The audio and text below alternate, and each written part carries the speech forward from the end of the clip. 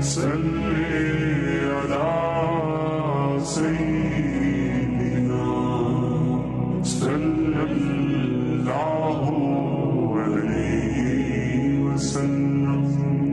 الرحیم، یہ اللہ تبارک و تعالیٰ کا بہت بڑا فضل ہوتا ہے۔ رمضان المبارک میں بھی آگے پیچھے بھی جو اللہ کے راستے کے اندر خرچ کرتا ہے، یہ مال اللہ کا دیا ہوا ہے اور اللہ کے راستے میں خرچ کرنا ہے۔ اگر قرآن پاک کو دیکھا جائے نا، وَمِمَّا رَزَقْنَاهُمْ يُنْفِقُونَ، اللہ فرماتے ہیں اس میں سے جو ہم نے دیا خرچ کرتے ہیں۔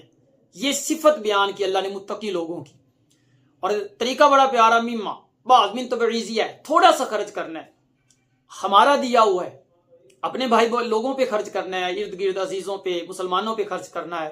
کتنا پیارا انداز ہے اللہ تبارک و تعالیٰ کا۔ تو اس چیز کو ذہن میں بٹھانا ہے کہ یہ مال اللہ کا دیا ہوا ہے، تو اللہ کے راستے میں خرچ کر رہے ہیں، اور جتنا اللہ کے راستے میں خرچ کرتے چلے جائیں گے اللہ تعالیٰ اتنا نوازتے چلے جائیں گے۔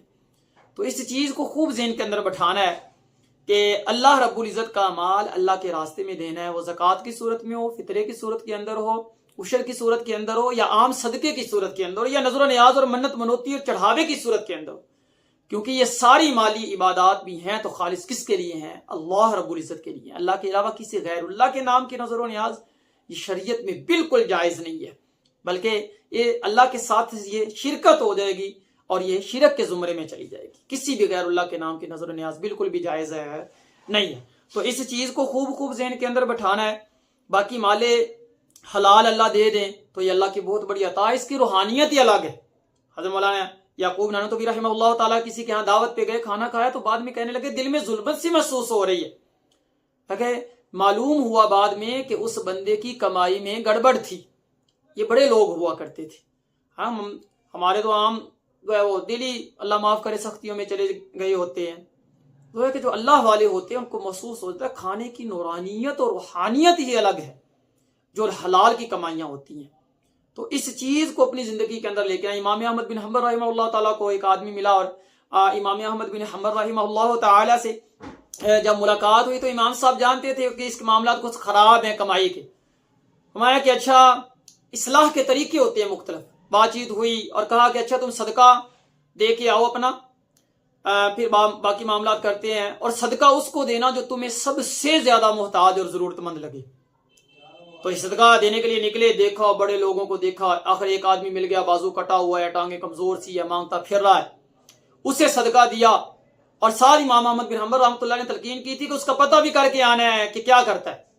تو وہ ایک دکان میں گیا اور دکان سے پھر آگے ایک گھر میں اور کوٹھے میں چلا گیا، تحقیق کی تو پتہ چلا کہ یہ دکان جو ہے یہ نشے اور شراب کی دکان ہے جس سے اس نے شراب خریدی۔ اور آگے ایک کوٹھے میں، ایک طوائفہ کے کوٹھے میں گیا جہاں اس نے ان پیسوں سے زناکاری کی۔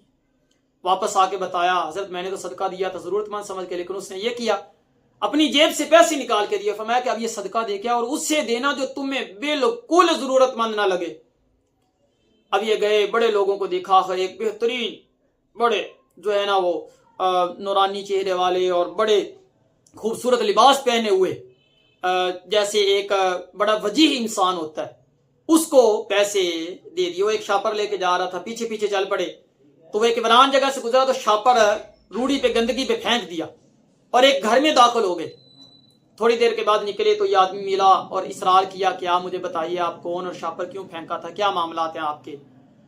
تو اس آدمی نے کہا کہ حضرت میں سید گھرانے سے ہوں، آپ نے چونکہ تعاون کیا ہے تو آپ کو بتا رہا ہوں، میرے گھر میں میری زیر کفالت 12 عورتیں ہیں اور ہمارے گھر میں 4 دن ہو گئے فاقے ہیں، کوئی کھانے کے لیے چیز میسر نہیں تھی، مجھے بھی کوئی نہیں ملی کوئی جو جہاں سے میں کما سکتا۔ تو اب میں ایک جگہ جا رہا تھا، اب تو اتنی حد ہو گئی تھی کہ ہم حرام بھی کھا سکتے تھے، تو مجھے ایک مردار بکری ملی، میں نے اس کا گوشت کچھ اتارا اور پھر شاپر میں ڈالا کہ چلو آج مردار ہی پکاتے ہیں جا کے، لیکن اللہ نے آپ کے ذریعے میری مدد فرمائی تو میں نے وہ مردار بکری پھر پھینک دی، کیونکہ اب عذر ختم ہو گیا تھا، اب حلال ہم کھا سکتے تھے۔ تو امام احمد بن حنبل رحمہ اللہ تعالیٰ نے پھر اس کو سمجھایا اس طریقے سے کہ حلال اور حرام کی یہ برکت، حلال کی یہ برکت ہے اور حرام کی یہ نحوست ہے۔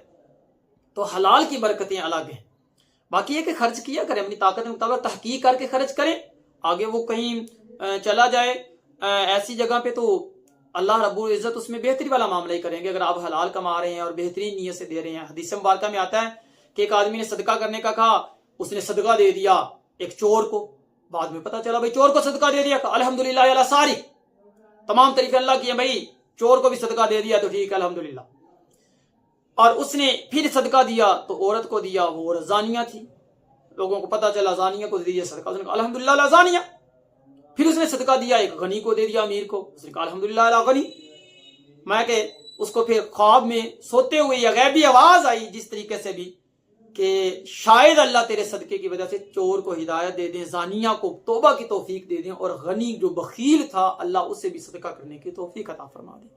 تو صدقات دیا کریں، زکوٰۃ دیا کریں، یہ سارے معاملات یہ گھر بار کی برکت کا سبب بھی ہے، بندے کی زندگی میں بھی برکت ہوتی ہے، ایمان و عمل میں بڑھوتریاں ہوتی ہیں، اور اللہ رب العزت دنیا کے مال سے نوازتے ہیں اور آخرت کی کامیابیاں عطا فرمائیں گے۔ اللہ تعالیٰ سے دعا اللہ عمل کی توفیق عطا فرمائے، آمین۔